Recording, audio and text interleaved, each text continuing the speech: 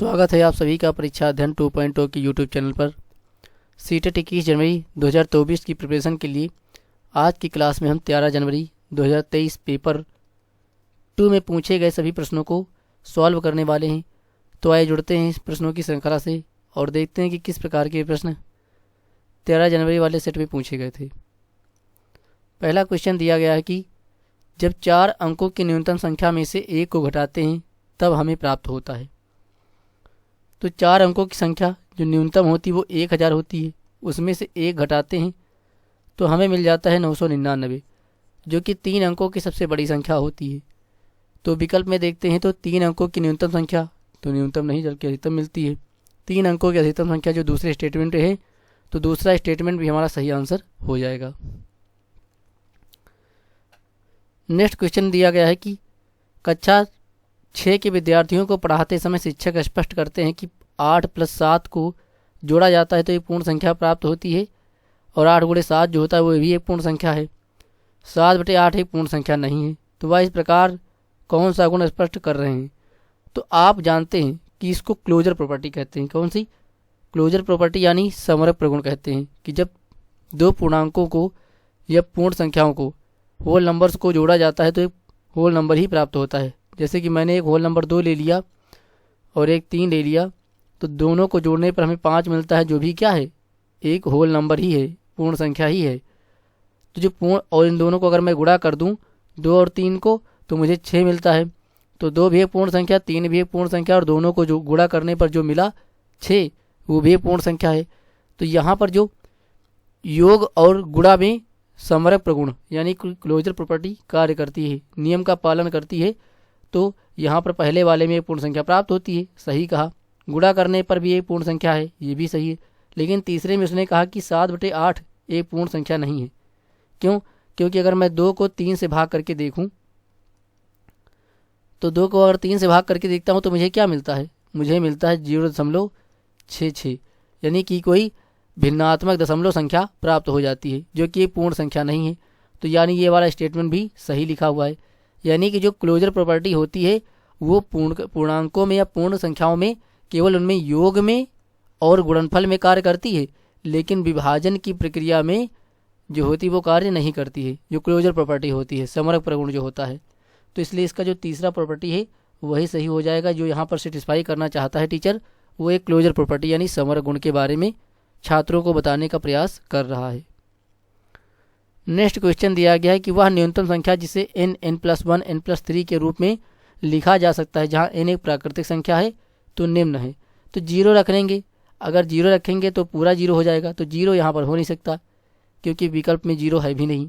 तो यहाँ पर n की वैल्यू हम कितना रखते हैं? 1 रखेंगे तो 1 हो जाएगा, और n+1 यानी 1 + 1 हो जाएगा, और n+3 तो n की वैल्यू यहाँ पर 1 रखी तो 1 + 3 हो जाएगा। सॉल्व करेंगे तो 1 और ब्रैकेट में यहाँ पर 1 1 2 हो जाएगा, और इसमें हो जाएगा 4। तो सबको गुणा करेंगे तो आ जाएगा 8, जो कि हमें दूसरे विकल्प में मिल रहा है। तो दूसरा विकल्प जो n रखने पर हमें संख्या प्राप्त होती है वो 8 है। तो दूसरा विकल्प सही आंसर हो जाएगा। चौथा क्वेश्चन दिया गया है कि यदि हम किसी भिन्न को स्वयं उसी से गुणा करें तथा इस प्रकार प्राप्त गुणनफल को उसके व्युत्क्रम से भाग दें तो प्राप्त भिन्न 18 सही 26/27 है, तो मूल भिन्न है। तो पहले समझिए, कह रहा है कि यदि हम किसी भिन्न को स्वयं उसी से गुणा कर दें, तो मैं मानता हूं कि एक भिन्न हमारे पास a/b है। अब a/b को उसी से गुणा कर दें, तो a/b को a/b से ही मैंने गुणा कर दिया, तो हमें क्या मिला? a² मिला। उसके बाद कह रहा है कि प्राप्त गुणनफल को उसके व्युत्क्रम से भाग दे दें। अब व्युत्क्रम क्या मिला है? व्युत्क्रम तो मिला है a²/b²। अब a²/b² जो मिला है, गुणनफल प्राप्त मिला है हमें, उसको हम पहले वाली संख्या जो a/b थे उसके व्युत्क्रम से हम भाग दे दें। तो भाग देंगे तो a/b का व्युत्क्रम यानी उल्टा b/a होगा। तो b/a से हमने क्या करा? भाग कर दिया। अब भाग करेंगे तो इसको सॉल्व करते हैं। तो सॉल्व करेंगे तो a²/b² तो है ही, जो गुणनफल प्राप्त हुआ, और भाग को जब गुणा में बदलेंगे तो b/a है वो फिर से a/b हो जाएगा। तो इनका भाग करने पर हमें मिलेगा a³ / b³। अब जो a/b³ आया है उसने बोला कि ये a बटा बी क्यूब जो है वो 18 सही 26 बटा 27 के बराबर है। तो अब इसे हमें क्या करना पड़ेगा, सॉल्व करना पड़ेगा। तो ये हो जाएगा a क्यूब बटे बी क्यूब, यहाँ पर हम गुणा करेंगे तो 28 को 27 से गुणा करेंगे और 26 उसमें जोड़ देंगे, तो 26 जोड़ देंगे। अब 18 से 126 के 6 हो जाएगा, 12 बच जाएगा, 18 36 और 36 में 2 38 48 हो जाएगा, यानी कि 486 हो गया और प्लस 26 जोड़ दिया, हर तो 27 ही रहेगा। यहाँ पर 6 6 12 हो जाएगा, 8 2 10 1 11 के 1 4 1 5, यानी 512 हो गया, नीचे 27 हो गया। 512 जो होता है वो 8 का क्यूब होता है और 27 जो होता है वो 3 का क्यूब होता है। तो यहाँ से अगर घात बराबर हो गई तो अगर तुलना करें तो हम घातों को छोड़ दें तो a बटा b जो होगा वो 8 बटे 3 आ जाएगा। लेकिन यहाँ पर जो आंसर वो मिश्र भिन्न में दिया हुआ, तो हम 8 को 3 से भाग कर देते हैं, तो 3 दूनी 6, 2 बच जाएगा और बटे 3, यानी 2 सही 2 बटे 3 जो होगा वो मूल भिन्न रही होगी, जो कि हमें पहले वाले विकल्प में दिख रही है। तो पहला विकल्प ही हमारा सही आंसर हो जाएगा। यानी इस प्रश्न में टोटल कैलकुलेशन आपसे करवानी चाहिए, जो आपको करनी पड़ेगी, तभी आप आंसर इसका ला सकते हैं। नेक्स्ट क्वेश्चन दिया गया है कि यदि 2 सही 1/4 और 1 सही 2/3 के अंतर, तो पहले तो इन दोनों का हमें क्या करना है, अंतर करना है, और उस अंतर के 4/3 अंतर करने के बाद आएगा उसका 4/3 निकालना होगा। तो पहले तो हम अंतर कर लेते हैं, तो 2 सही 1/4 अंतर मतलब माइनस से ही अंतर होता है। अब इसको अंतर करेंगे और फिर इसका निकालेंगे 4/3, यानी इसको 4/3 से गुणा करके जो भी आएगा इसका 4/3 निकाल लेंगे। तो आइए सॉल्व कर लेते हैं। तो सॉल्व करने पर 2 चौको 8 1 9/4 हो जाएगा, और 1 सही 2/3 को अगर हल करेंगे तो 3 दूनी 1 3 3 2 5 और ये 3, यानी हो गया 5/3। बाहर 4/3 निकालना था तो इसलिए 4/3 से गुणा करा है। यहाँ पर हल करेंगे तो 9 3 27 हो जाएगा, 5 चौको 20 हो जाएगा, बटे 3 चौको 12 हो जाएगा, और गुणे में 4/3 रहेगा। यहाँ पर सॉल्व करते हैं तो 7 बचता है, यहाँ 12 बचता है, घटाने के बाद ऊपर 7 बचा, नीचे 12 बचा, और ये 4/3 रहा।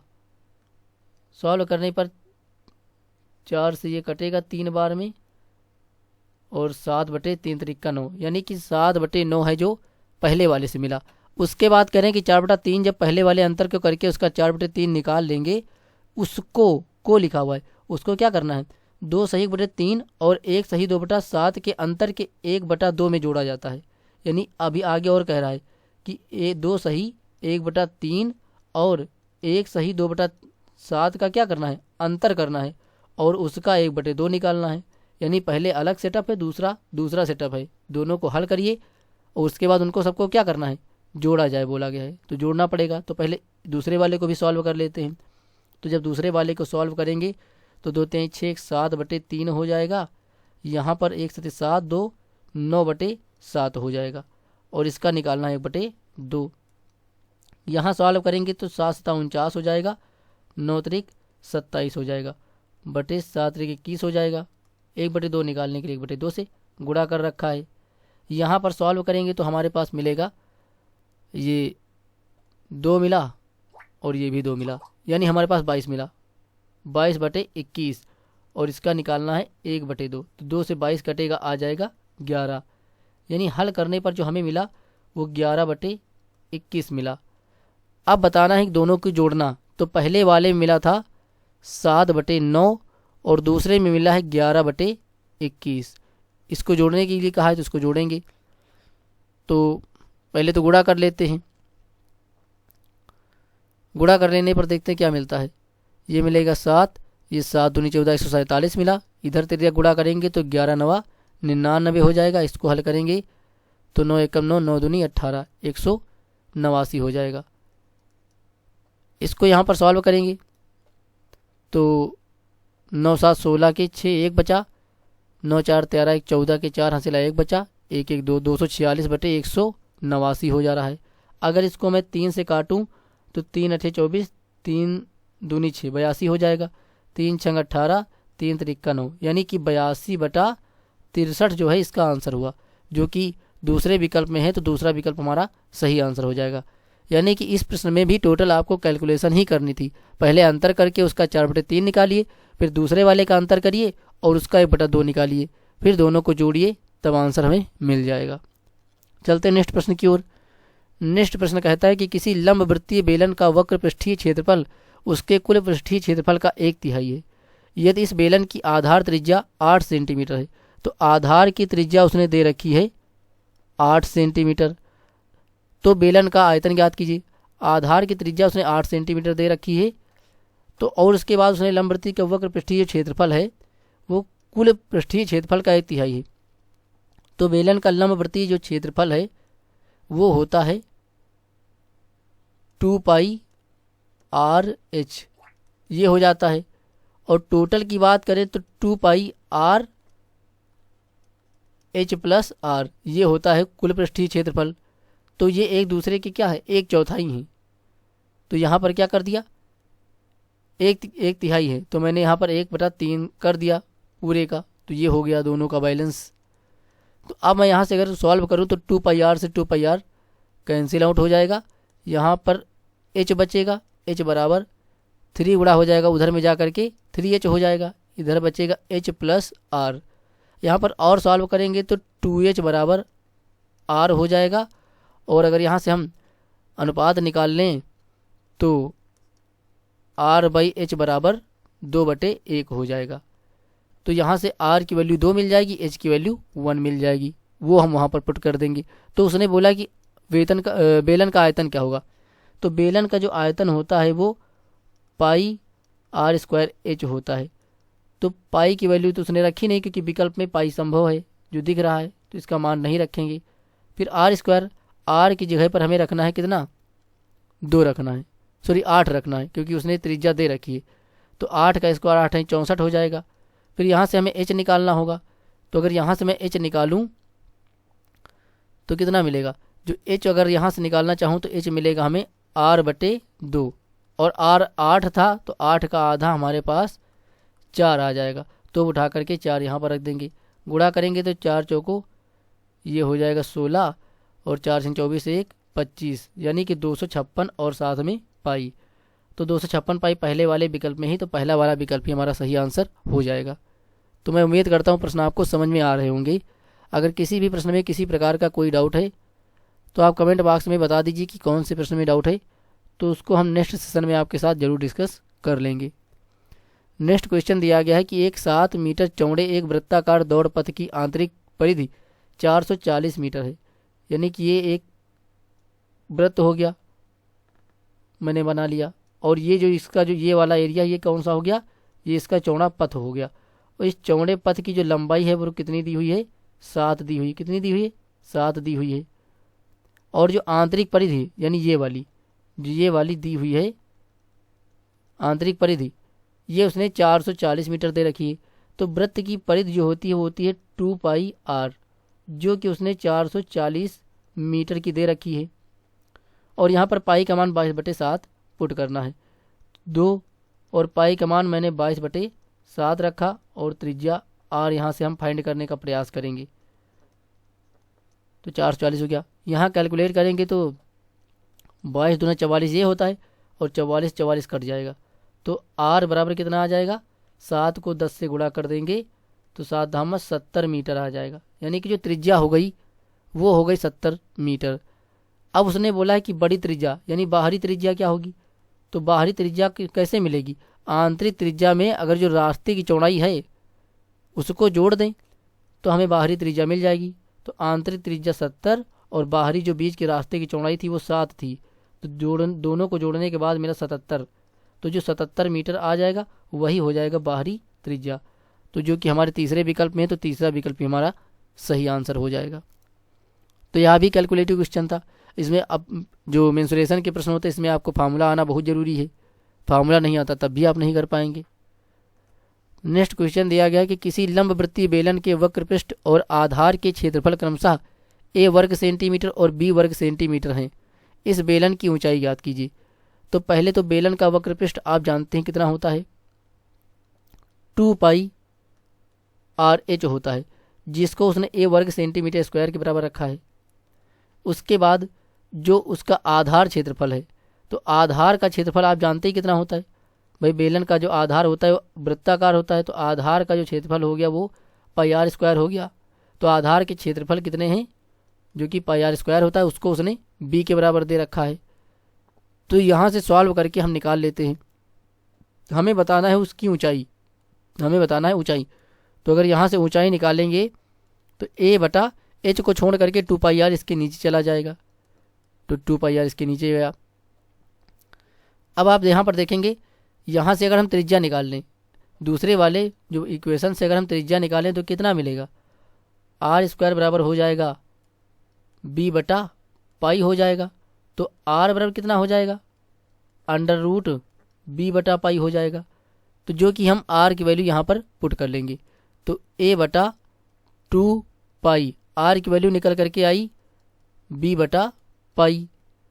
अब यहाँ पर सॉल्व करते हैं, तो ए बटा 2, अब एक पाई से एक पाई तो कट जाएगा, क्योंकि पाई के अंदर 2 रूट पाई होंगी। पाई को अगर मैं रूट में लिखना चाहूँ तो रूट पाई गुणे रूट पाई हो जाएगा। तो एक रूट पाई से एक रूट पाई चला जाएगा, तो पाई में एक रूट पाई बच जाएगा, तो रूट पाई बच गया, और नीचे जो वो है रूट भी बच जाएगा। तो ए बटा 2, अब दोनों रूट में है तो उनको एक साथ भी लिख सकते हैं, यानी इसको हम लिख सकते हैं पाई बी। यानी यहाँ से हमने जब ऊंचाई सॉल्व करके निकाली तो ए बटा 2 रूट पाई भी निकल करके आई, जो कि हमें तीसरे विकल्प में दिख रहा है। तो तीसरा विकल्प ही जो होगा हमारा सही आंसर हो जाएगा। यानी यहाँ पर हमें फिर से कैलकुलेशन करने की बात करी गई। पहले उसने दे दिया कि वक्र पृष्ठ का क्षेत्रफल जो कि 2 पाई आर एच होता है उसको ए के बराबर दे रखा है, और जो वृत्ताकार बेलन है, जो बेलन है लंबवृत्तीय बेलन, उसका जो आधार या टॉप वाला जो सिरा होता है वो सर्कुलर होता है, सर्कुलाकार होता है, वृत्ताकार होता है, तो उसका क्षेत्रफल उसने पाई आर स्क्वायर बी के बराबर दे रखा है। तो दूसरे वाले इक्वेशन से हमने आर का मान निकाला और वो उठा करके पहले वाले में पुट कर दिया, और उसके बाद सॉल्व करने के बाद हमें हमारा आंसर मिल गया। तो इस प्रकार से इसको भी हम कर सकते थे। नेक्स्ट क्वेश्चन दिया गया है कि which of the following is a trinomial, यानी निम्नलिखित में से कौन सा एक त्रिपद है। तो जिसमें 3 पद होंगे वही त्रिपद होगा, तो इसका तीसरा विकल्प जो है वो हमारा क्या हो जाएगा, सही आंसर हो जाएगा, जिसमें ट्राइनोमियल हो जाएगा।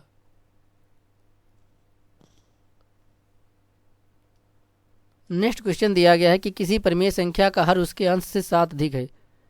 तो पहले मैं मान लेता हूँ कि इसका अंश जो है वो हर जो है उसके अंश से 7 अधिक है। तो मैं हर को अगर ए मान लेता हूँ, यहाँ पर हर की बात करते हैं और अंश की बात करते हैं, तो जो हर है वो ज़्यादा है अंश से।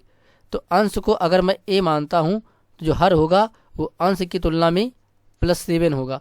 तो +7 का मतलब a + 7 हो जाएगा। तो ये तो हो जाएगा हर, और ये हो जाएगा अंश। अब कह रहा है कि यदि अंश में 20 की वृद्धि कर दी जाए, तो अंश हमारा a है, इसमें 20 की हमने करी वृद्धि, तथा हर में 3 की कमी कर दी जाए, और हर जो है वो a + 7 आया था, तो इसमें हमने 3 की कमी कर दी, यानी 3 घटा दिया। तो ऐसा करने पर जो हमारी भिन्न है उसका मान 4/3 हो जाता है। तो अब इसको सॉल्व करेंगे और परिमेय संख्या ज्ञात करेंगे। तो ये तो a + 20 ही रहेगा। यहाँ सॉल्व करेंगे तो a + 7 - 3 घट करके 4 बचेगा, और यहाँ पर 4/3 हो जाएगा। और सॉल्व करते हैं, और सॉल्व करने पर ये आ जाएगा 3a और 20 3 60 हो जाएगा, यानी क्रॉस मल्टीप्लाई कर देंगे, इधर करेंगे तो 4a और 4 चौको 16 हो जाएगा। 3a उधर जाएगा, 4a में से घट के a बचेगा, और इधर 16 है तो बचेगा 44, यानी यहाँ पर से a का मान निकल करके 44 आ गया। तो उसने भिन्न पूछा था, तो भिन्न हमारी कितनी है, भिन्न तो हमने जो निकाली है वो a/a + 7 निकाली है, क्योंकि अंश a था और हर जो था वो a + 7 था। तो ये तो हो गई हमारी भिन्न, जो कि a/a + 7 हो गई। तो यहाँ से a का मान 44 हो गया, और a का मान 44 नीचे भी रखेंगे तो 7 हो गया। तो 44 ये 7 जोड़ेंगे तो आ जाएगा 51, यानी 44/51 जो होगी वो हमारी परिमेय संख्या रही होगी, जो दूसरे विकल्प में है। तो दूसरा विकल्प हमारा सही आंसर हो जाएगा। नेक्स्ट क्वेश्चन दिया गया, किसी वस्तु को 3290 में बेचने पर 6% की हानि होती है, तब उस वस्तु का क्रय मूल्य क्या है। तो मुझे लगता है ये प्रश्न आप बहुत आसानी से कर लेंगे, क्योंकि आपने ऐसे बहुत प्रश्न किए होंगे, तो इसको आप सॉल्व कीजिए और इसका आंसर हमें कमेंट बॉक्स में कमेंट करके ज़रूर बताइए। हम नेक्स्ट पर चलते हैं।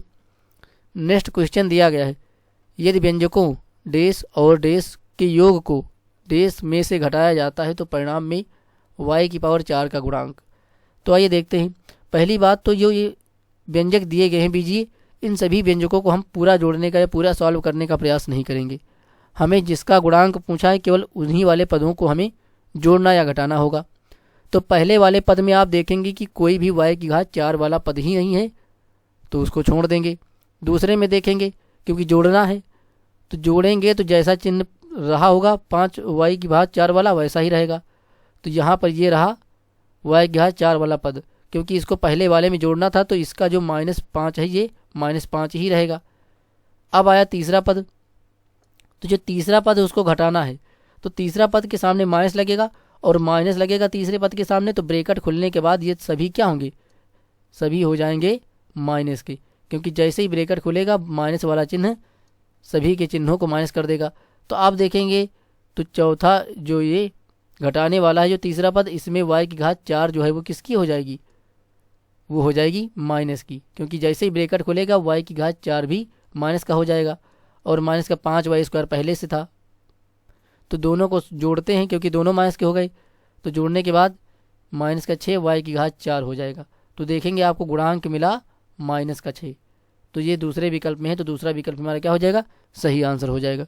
तो यहाँ पूरा मत सॉल्व करिएगा, जिसका भी गुणांक है केवल उसी वाले पदों को लेकर के आप जोड़ घटा लीजिए। तो इस प्रकार से आप ओरली दिमाग में भी इसका उत्तर निकाल सकते हैं। नेक्स्ट क्वेश्चन दिया गया है कि इज इक्वल टू, यानी इसको सॉल्व करके बताइए किसके बराबर होगा। तो पहले तो हम इस भिन्न जो ये दिया हुआ है इसका फैक्टर कर लेते हैं समीकरण का। इस इक्वेशन के फैक्टर करते हैं तो हमें मिलता है x² और 5 3 15, 5 में से 3 जाएगा तो 2 बच जाएगा, ठीक है। तो ये 3 हो जाएगा, सॉरी हाँ ये 3 हो जाएगा और ये हो जाएगा 5, लेकिन यहाँ पर चिन्ह बदलना पड़ेगा क्योंकि माइनस का लाना है, तो इसलिए यहाँ पर जो होगा ये माइनस का रहेगा।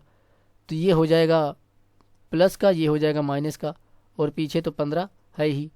यहाँ पर ब्रैकेट में कॉमन लेंगे तो x, तो यह बचेगा x + 3, और इधर 5 कॉमन लेंगे तो यहाँ बचेगा x + 3। अब दोनों ब्रैकेट में x + 3 फिर से कॉमन है, तो इसको कॉमन लेंगे तो x + 3 कॉमन हो जाएगा, तो बचेगा x - 5, यानी हमने फैक्टर कर लिया। और नीचे देखिए एक दूसरा वाला भी, इसका भी इसी वक्त फैक्टर कर लेते हैं। दूसरा जो दिया हुआ x² - 25 दिया हुआ है, यहाँ पर जो फार्मूला होगा वो लगेगा a² - b² वाला, जो कि होता है a + b एक ब्रैकेट में और दूसरे ब्रैकेट में होता है a - b, तो वही यहाँ पर लगा लेते हैं। तो एक ब्रैकेट, इसको अगर सॉल्व करेंगे तो x² रहेगी और 25 को स्क्वायर को लिख सकते हैं 5 का स्क्वायर, तो ये a² ये b², एक ब्रैकेट में प्लस का और एक ब्रैकेट में हो जाएगा माइनस का। ये दोनों हमने फैक्टर कर लिए। तो 15 तो था ही, अब जो फैक्टर है x² - 2x - 15 उसके हमने करे हैं, तो फैक्टर निकल कर क्या है x + 3 और x - 5, तो वो यहाँ पर लिख लेते हैं x + 3 x - 5 हो गया। नीचे 25 था, 25 ही रहेगा, x + 3 वैसे ही रहेगा, लेकिन जो नीचे हमने x² - 25 का फैक्टर किया है वो लिख लेंगे, एक ब्रैकेट में x + 5 और एक ब्रैकेट में x - 5।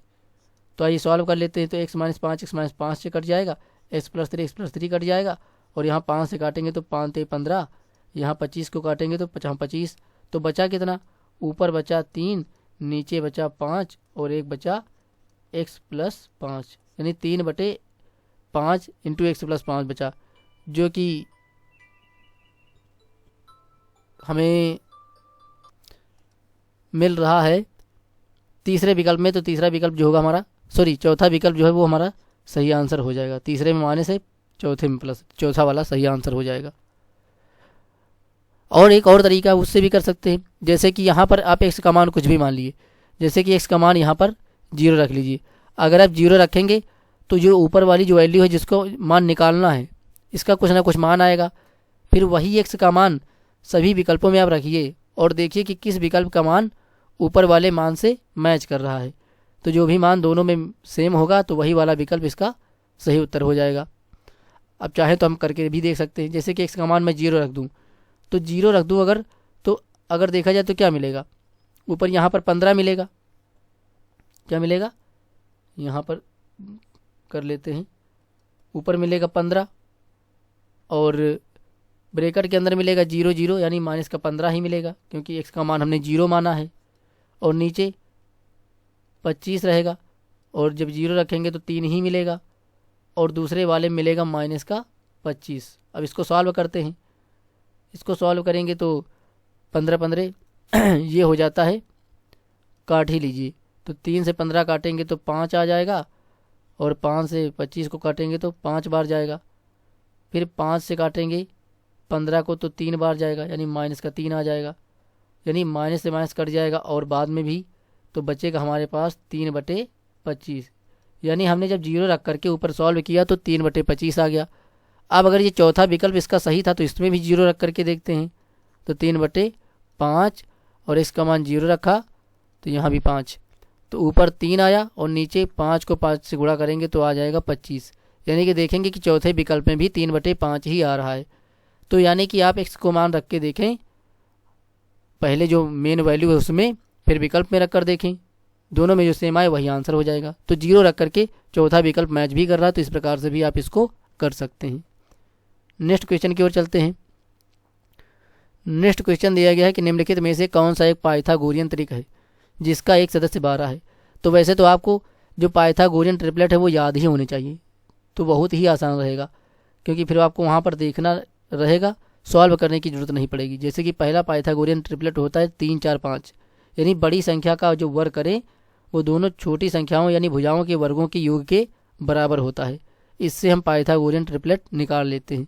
तो पहला होता है 3 4 5, दूसरा होता है 5 12 13, इसके बाद होता है 8 15 17 होता है, 7 24 25 होता है, 20 21 29 होता है। इस तरीके से बहुत सारे हैं, तो आप इसको ध्यान रख सकते हैं और याद रहेगा तो बहुत बढ़िया रहेगा। अब अगर इन ट्रिपलेट्स में से किसी का भी गुणा कर देंगे तो भी जो ट्रिपलेट बनेगा वो भी एक पाइथागोरियन ट्रिपलेट ही होगा। जैसे कि मैं 3 4 5 को 2 से गुणा कर दूं तो 2 से गुणा करूंगा 3 को तो 6 हो जाएगा, 4 को 2 से गुणा करूंगा 8 हो जाएगा और 5 को 2 से करूंगा तो 10 हो जाएगा। तो 3/5 का परिवर्तित रूप ही 6 8 10 है। तो 3 4 5 भी पाइथागोरियन ट्रिपलेट था, तो इसका गुणा करके जो 6 8 10 आया वो भी एक पाइथागोरियन ट्रिपलेट ही होगा। तो आइए देखते हैं कौन सा है। तो यहाँ पर मिलेगा 12 35 37, इस प्रकार से जो इसका दूसरा विकल्प वो क्या हो जाएगा, सही आंसर हो जाएगा, क्योंकि 12 35 37 जो होता है वो भी एक पाइथागोरियन ट्रिपलेट ही होता है। अगर नहीं आता है तो आपको बड़ी संख्या का वर्ग अलग करना होगा, बाकी दोनों संख्याओं का वर्ग करके उनको जोड़ना होगा। अगर दोनों सेम आते हैं तो वही पाइथागोरियन ट्रिपलेट हो जाएगा। आप इस प्रकार से कर सकते हैं। या तो एक और ट्रिक है, जैसे कि इसमें 35 था, दूसरे में 37 था, तो 35 और 37 को जोड़ के आप देखिए कितना आता है। तो 7 5 12 के 2 आ गया, 3 3 6 1 7 आ गया, 72 आ गया। तो एक और ट्रिक थी लेकिन मुझे वो इस समय याद नहीं आ रही है। जैसे कि मैं पहले इसका वर्ग कर लेता हूँ, इसका वर्ग करता हूँ 12 का तो कितना आता है 144 आता है, और फिर 144 का आधा करूँगा तो कितना आएगा 72 आएगा। और आप देख रहे हैं कि जब मैंने अगर आगे सम संख्या हो, जैसे कि यहाँ पर आगे 12 सम संख्या है, तो पहले इसका वर्ग करेंगे, वर्ग करेंगे 12 का 144 आएगा, 144 को फिर उसका आधा करेंगे तो आएगा 72। अब देखेंगे कि 72 जो पीछे के दोनों नंबर हैं उनको जोड़ने पर आता है कि नहीं आता है। तो 35 और 37 को जोड़ा तो 72 आ गया, और 12 का वर्ग करके आधा किया तो भी 72 आ गया। तो इस प्रकार से भी आप चेक कर सकते हैं कि वो एक पाइथागोरियन ट्रिपलेट है कि नहीं। तो इस प्रकार से भी आप चेक कर सकते हैं। नेक्स्ट क्वेश्चन की ओर चलते हैं। नेक्स्ट क्वेश्चन दिया गया कि how many edges does a polyhedron with 8 faces and 12 vertices have, यानी 8 फलकों और 12 शीर्षों वाले किसी बहुफलकी के कितने किनारे होते हैं। तो आपको फार्मूला मालूम होगा, यूलर्स का जो पॉलीहेड्रॉन का फार्मूला होता है वो होता है फेस प्लस वर्टिसेज यानी शीर्ष माइनस एजेज, और इनका जो डिफरेंस होता है वो 2 के बराबर होता है। तो यहाँ पर फलकों की संख्या यानी फेसेज 8 हैं, शीर्षों यानी वर्टिसेज की संख्या 12 है, और उसने एजेज पूछा है तो एज मतलब इस एज हो जाएगा, इसमें पुट करके हम निकाल सकते हैं। तो यहाँ से ई का मान निकालेंगे तो 12 8 20 हो जाएगा और उसमें से 2 घट करके ये 18 बचेगा, जो कि तीसरे विकल्प में है। तो तीसरा विकल्प हमारा सही आंसर हो जाएगा। तो ये यूलर की फार्मूला जो है उससे आप निकाल सकते हैं। नेक्स्ट क्वेश्चन दिया गया कि एक समद्विबाहु समलंब की स्थिति में है, तो निम्नलिखित में से कौन सा कथन सत्य है। तो आइए देखते हैं। तो ये हो गया हमारे पास एक समलंब जिसका मैंने नाम रख लिया ABCD। अब उसने कहा कि समद्विबाहु समलंब की स्थिति में, यानी कि उसकी 2 साइड क्या हैं, इक्वल्स हैं। 2 साइड्स क्या हैं, इक्वल हैं। अब अगर इसकी 2 साइड्स इक्वल हैं तो मैं मान लेता हूं कि इसकी जो AD वाली और BC वाली क्या है, पैरेलल इक्वल हो गई, यानी कि AD जो हो गई वो BC के इक्वल हो गई। तो अगर AD BC के इक्वल हो गई तो मैं से इसको ड्रा कर सकते हैं, ये लो ऐसे कर दिया। लेकिन अब वो कह रहा है कि केवल 2 आसन भुजाएं बराबर लंबाई की होती हैं। आसन मतलब जो एक दूसरे से एडजेसेंट जुड़ी हुई हैं, वे दोनों भुजाएं आपस में बराबर लंबाई की हो सकती हैं। तो ऐसा नहीं हो सकता है, क्योंकि अगर AB में CD जुड़ी है, क्योंकि AB में अगर CD जुड़ी होगी तो वो एक दूसरे के बराबर हो जाएंगी, तो फिर तीसरी भुजा बराबर हो नहीं सकती है, ना ही चौथी भुजा बराबर होगी। कह रहा है कि केवल समांतर भुजाएं बराबर लंबाई की होती हैं।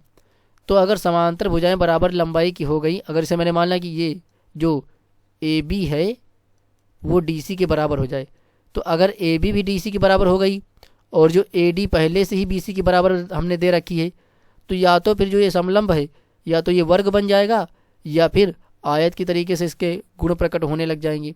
तो इसकी जो समांतर भुजाएं वो तो बराबर हो नहीं सकती हैं, तो दूसरा तो हो नहीं सकता। अब कह रहे हैं केवल 2 आसन भुजाएं बराबर लंबाई की होती हैं, तो दोनों अगर हम बराबर करेंगे तो भी नहीं हो पाएगा, तो पहला विकल्प भी नहीं होगा।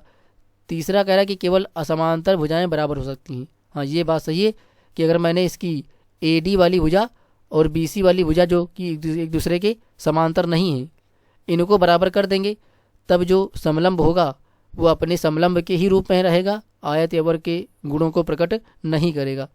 तो यही एक कंडीशन है जिसमें कि केवल असमांतर भुजाएं जो है वो बराबर लंबाई की हो सकती हैं। लेकिन जैसे कि मैंने कहा कि जो समलंब होता है उसकी सम्मुख भुजाएं AB और DC क्या है, समांतर हैं। तो समांतर होंगी तब तो कोई दिक्कत नहीं, लेकिन जो AB और DC जो है वो बराबर नहीं हो सकती हैं, लेकिन समांतर हो सकती हैं। तो इसका जो तीसरा विकल्प होगा वही सही आंसर हो जाएगा।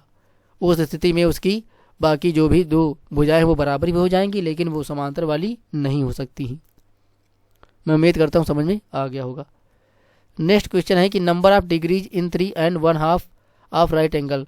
तो ये प्रश्न आप पेपर 1 में भी बहुत सारी सेक्शन में देख चुके होंगे, तो इसको आप सॉल्व करिएगा और ये भी अब मुझे लगता है बहुत आसानी से कर लेंगे। केवल इसमें 90 से गुणा करना है और आंसर आपको मिल जाएगा। नेक्स्ट पर चलते हैं। नेक्स्ट दिया गया कि यदि किसी चतुर्भुज के कोणों में अनुपात 1 2 3 4 है, तो चतुर्भुज के सबसे बड़े कोण की माप क्या है। तो मैं मान लेता हूँ कि ये हमारे पास हो गया एक चतुर्भुज, और चतुर्भुज की ये कोण हो गए 1 2 3 और 4। चारों कोणों को जोड़ने के बाद चतुर्भुज के कोणों का योग 360 होता है। कितना होता है, 360 होता है। और चारों कोणों को जोड़ेंगे तो 1 2 3 3 3 6 और 6 4 10, यानी चारों को जोड़ने पर कितना आया, 10x आया। मैंने माना कि x इसमें जोड़ लिया, क्योंकि ये 1x हो गया, 2x हो गया, ये 3x हो गया, ये 4x हो गया, तो सभी को जोड़ा तो 10x हो गया। अब 10x 360 अंश के बराबर होगा, तो यहाँ से x का मान निकालेंगे तो एक कोण का मान आ जाएगा 36 डिग्री। अब उसने कहा कि सबसे बड़े कोण की माप क्या होगा, तो सबसे बड़ा कोण जो था वो 4x था, तो 4 गुणे x का मान आया 36। यहाँ पर 36 पुट करके गुणा करेंगे तो 4 छंग 24, 2 बचा, 4 3 12, 2 14, यानी कि 144 डिग्री आ गया, जो कि तीसरे विकल्प में, तो तीसरा विकल्प हमारा सही आंसर हो जाएगा। नेक्स्ट क्वेश्चन दिया गया है कि यदि 10 संख्याओं का माध्य 96 है तथा इसमें से एक संख्या 150 है, तो शेष 9 संख्याओं का माध्य क्या है। तो आप जानते हैं कि एवरेज का जो फार्मूला होता है वो होता है सम अपॉन n, यानी कितनी संख्या है उससे भाग कर देते हैं, औसत बराबर योग बटा संख्या। तो यहाँ पर उसने औसत यानी माध्य उसने दे रखा है 96, तो ये हो गया 96। और यहाँ पर सम हम ज्ञात कर सकते हैं इसका, बटे संख्या 10 थी, तो यहाँ से जब हमने सम निकाला तो सम निकल करके आ गया 960, यानी 10 संख्याओं का जो योग है वो टोटल 960 आता है। लेकिन उसमें से एक संख्या उसने दे रखी है कि 150 है, तो 960 में तो 10 संख्याएं हैं। अगर 960 में से मैं 150 घटा दूं, 960 में से अगर मैं 150 घटाता हूं तो मेरे पास मिलता है 810। अब जो 810 मिला है इसमें कितनी संख्याएं बची? केवल 9 संख्याएं बची, क्योंकि मैंने एक संख्या 150 जो थी वो घटा दी। तो अब इसमें बची 910 में कितनी संख्याओं का योग बचा? 9 संख्याओं का योग बचा। तो अब एवरेज फिर से निकालने के लिए उसने कहा कि 9 संख्याओं का माध्य या एवरेज कितना होगा। तो अब 810 में 9 संख्याएं हैं और एवरेज निकालना है तो योग को संख्या से भाग करना होगा। तो अब 9 संख्याओं का योग 810 और अब संख्याएं बची 9। तो अब औसत निकालेंगे, 9 से भाग करेंगे तो 9 81, यानी मिला 90, जो कि चौथे विकल्प में है। तो चौथा विकल्प ही हमारा सही आंसर हो जाएगा, यानी शेष 9 संख्याओं का माध्य या एवरेज जो होगा वो 90 होगा। नेक्स्ट दिया गया कि यदि एक पांसे को फेंका जाता है तो एक अभाज्य संख्या प्राप्त करने की प्रायिकता क्या है? तो आप पांसे को फेंकेंगे तो उसमें क्या मिलेगा? 1 मिलेगा, 2 मिलेगा, 3 मिलेगा, 4 आ सकता है, या 5 और या 6 आ सकता है। इस प्रकार से 1 से लेकर के 6 तक नंबर्स पासे को फेंकने पर प्राप्त हो सकते हैं। अब उसने कहा कि अभाज्य संख्या प्राप्त होने के लिए क्या चाहिए? तो जो प्राइम नंबर्स होंगे वो 1 से 6 में कितने हैं? एक तो 2 प्राइम नंबर है, दूसरा 3 है और तीसरा 5 है। यानी कि 1 से लेकर के 6 तक के पासे के नंबर्स में 2 नंबर, 3 नंबर और 5 नंबर, ये 3 ऐसे नंबर हैं जो कि अभाज्य संख्याएं हैं। तो इनके टोटल नंबर कितने हैं? पासे को फेंकने पर 3 बार अभाज्य संख्याएं प्राप्त हो सकती हैं। तो प्रायिकता जो होती है वो 1 से कम होती है। तो टोटल जो आने वाले कुल मान है वो 6 हैं और अभाज्य संख्या प्राप्त होने वाले 3 मान हैं, या तो 2 आ सकता है, या तो 3 आ सकता है, या तो 5 आ सकता है। तो उनको ऊपर रखा तो 3/6 यानी कि सॉल्व करने के बाद 1/2 मिला। तो जो अभाज्य संख्या आने की प्रायिकता होगी पांसा को फेंकने पर वो 1/2 होगी, जो कि दूसरे विकल्प में है। तो वही हमारा क्या हो जाएगा? सही आंसर हो जाएगा। बस इतने ही प्रश्न थे और नेक्स्ट क्वेश्चन वो हमारा पेडागोजी का है तो उसको छोड़ देते हैं। तो मैं उम्मीद करता हूँ कि ये सेशन आपको अच्छा लगा होगा। अब बारी आपकी इस वीडियो को लाइक करने की और अपने मित्रों के साथ शेयर करने की। अगर नए हैं तो उस चैनल को सब्सक्राइब कर लीजिए और बेल आइकन को ऑल पर सेट कर लीजिए ताकि आने वाली वीडियो की नोटिफिकेशन आप तक समय पर पहुंचती रहे। Thanks for watching. इस क्लास से जुड़ने के लिए आपका बहुत बहुत धन्यवाद। Thank you. मिलते हैं नेक्स्ट सेशन में, तब तक के लिए आपका समय जो हो वो शुभ हो।